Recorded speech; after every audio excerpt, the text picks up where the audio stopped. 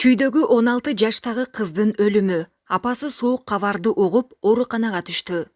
Кече 21-июнда Чүйдүн Кемин районунда 16 жаштагы кыз киши колду болуп каза болгон.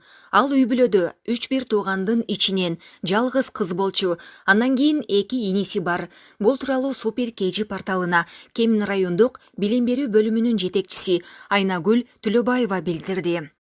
21-июн күнү эртең менен саат 9:00дөн 10:00го чейин 9-класстарга күбөлүк тапшыруу аземи болгон. Маркум кыз күбөлүгүн алып үйүнө кеткен. Үйүнөн кийимин которуп, керектүү шаймандарын алып, мурунку жашаган башка көчөдөгү жер тилкесиндеги огородун сугарам деп кетиптир. Ошондон кийин анан ушул кырсыкка кабылып отурат. Кылмышка шектүү кошунасы экен. Кыз үй бүлөдө 3-1 туугандын улуусу болгон. Аябай жакшы кыз болчу. Атасы менен апасы ажырашып кеткен.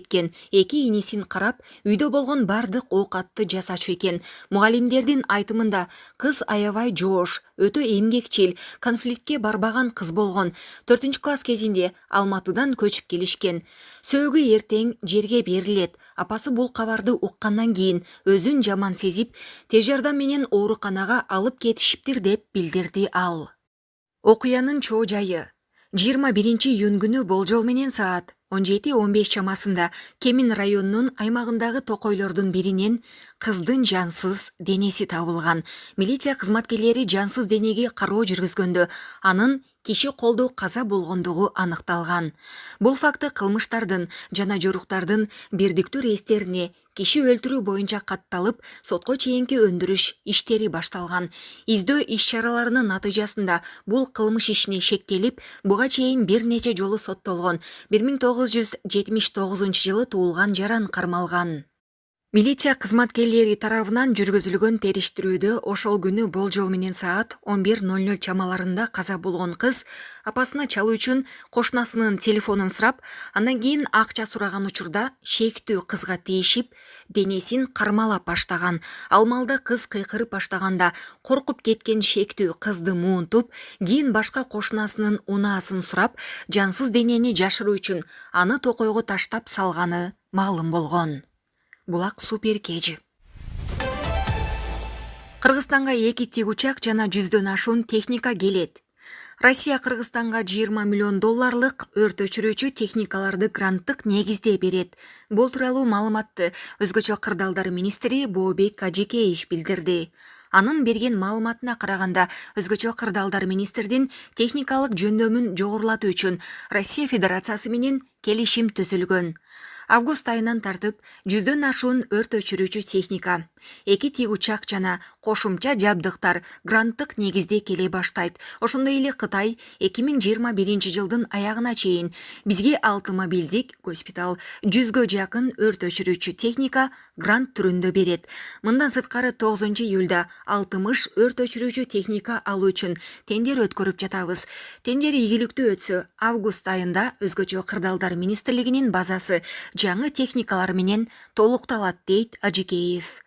Ажикеев учурда 55 оор техника жаңы келгенин жана июндун аягына чейин кошумча 85 техника келерин белгиледи. Булак Бишкек 24 Кежи. Спортчу Каникей Кубанычбекова ок атуу боюнча Олимпиада оюндарына жолдомо алды. Бул тууралуу Жаштар иштери, дене тарбия жана спорт боюнча мамлекеттик агенттиктен билдиришти. Маалыматка ылайык, спортчунун жолдомого ээ болгону VIP-6 көнүгүүсүндө онлайн жана офлайн өткөн эл аралык мелдештерден кийин белгилүү болгон. Каникей Кубанычбекова 2020-жылы өткөн Кыргыз өлкөсүнүн кубогунун жеңүүчүсү. Мындан сырткары спортчу көптөгөн эл аралык мелдештерди баш байгеге ээ болгон. Айта кетсек, Каныкей Кубанычбекова спорттун ок атуу түрү боюнча Олимпиада оюндарына лицензия утуп алган алгачкы кыргыз спортчусу. Булак Супер Кежи. Кыргызстандык Брюсли Нурмухаммед Ташмаматов нунчак менен стол теннисин ойноо боюнча Гиннес китебине кирүүгө камынууда. Ташмаматов рекордтор китебине катталуу үчүн 2 баскычтан өтүп, жыйынтыктоочу бөлүккө жеткен. Учурда ал Бишкекте даярдык көрүүдө. Эртең 23-июнда ал Газпром спорт комплексинде өз машыгууларынын видеосун тартып, Гиннес рекордтор китебинин калыстарына жөнөтөт. Уюштуруучулар жалпы элди Нурмухаммед Ташмаматовдун өнөрүнө күбө болуп, колдоп берүүгө чакырат. Эскерте кетсек, Нурмухаммед Ташмаматов 2017 жылы Максим Галкиндин баарынан мыкты берүүсүнө баргандан кийин таанымал боло баштаган. Булак Марал ФМ. Бишкектин чекесинде Lexus үлгүсүндөгү жол тандабас май куйган бекетке күү менен келип, ал жерден май куюп жаткан экинчи автокөлүктүн үстүнө минип калган. Бул туурасында Чүй облустук жол кыймылы коопсуздугун камсыздоо боюнча башкармалыктан кабарлашты. Окуя өткөн түнү 7 апрель көчөсүндөгү айлампа жолдун жогору жагында болгон. Кырсык болгон учурда Hyundai Porter бекетте май куюп жаткан. Жол тандабас күү менен келип, ал автоунаага урунган. Окуянын видеосун Короче Telegram каналы жарыялады. Кадрдан Lexus экинчи автокөлүккө минип калганын көрүүгө болот. Жол тандабасты башкарып бараткан жарандын реанимацияга түшкөндүгү айтылды. Окуя боюнча экспертиза дайындалып, тергөө иштери башталган. Булак Спутник Кеж. Базаркургон районунда көпүрө курулду. Аны айылдын тургундары ага ийини курду деп билдирет аймактык кабарчы. Райондун Кеңеш айыл аймагындагы Кызыл Октябрь айылын аралап өткөн Нокен каналында көпүрөнүн жоктугу айыл элин түшүккө салып келчү.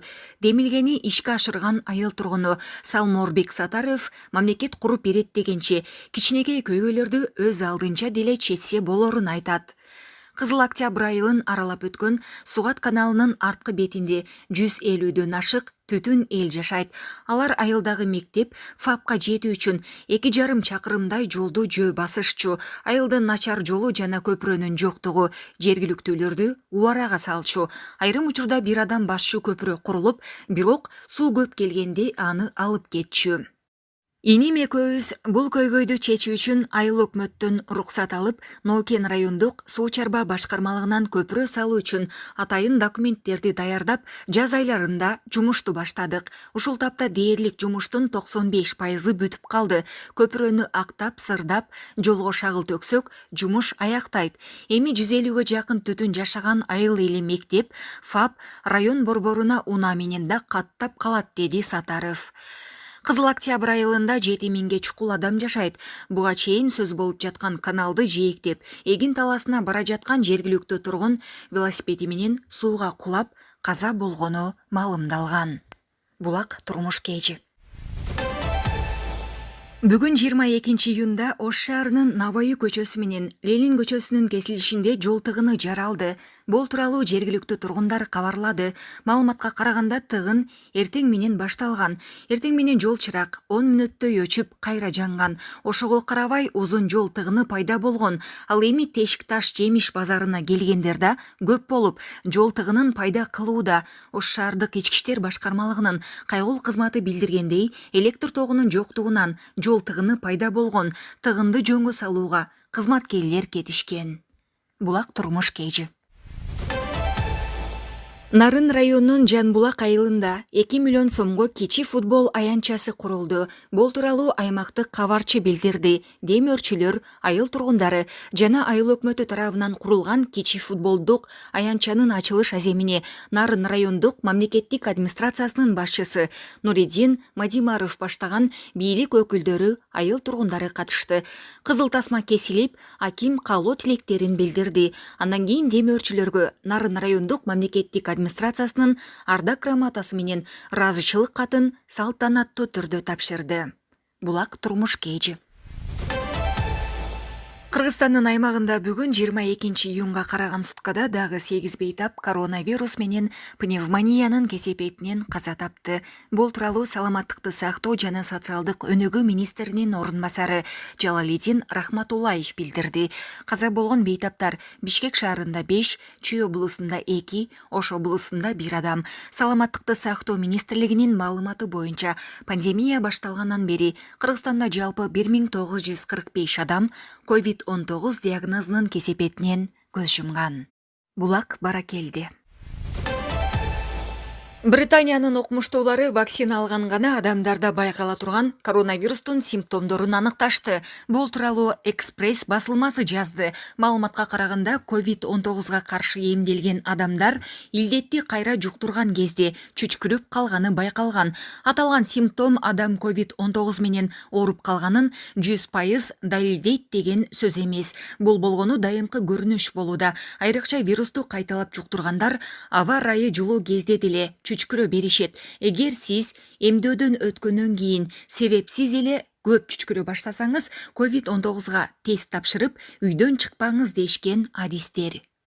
Буга чейин россиялык окумуштуулар Индия штаммы вакцина алгандар үчүн дагы коркунуч жаратарын айтышкан. Вирустун бул түрү адамдын иммунитетин 2-3 эсе төмөндөтөрү белгилүү болгон. Ал эми COVID-19га каршы чыгарылган вакцинанын кайсыл түрү болбосун 2 дозасын тең алса, индиялык Делта штаммынан коргой аларын маалымдаган.